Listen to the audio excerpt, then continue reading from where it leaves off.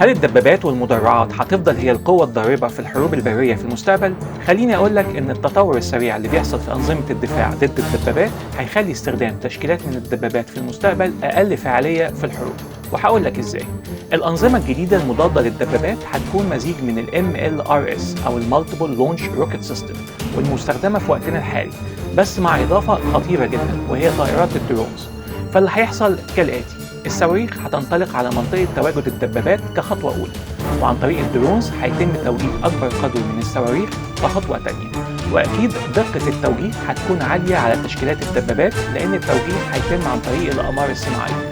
وكخطوة أخيرة هينفصل الصاروخ عن الدرون ويتوجه مباشرة للدبابة المقصود تفجيرها، حاجة كده زي عمليات الكاميكازي اللي عملتها اليابان في الحرب العالمية الثانية، بس المرة دي من غير طيارين.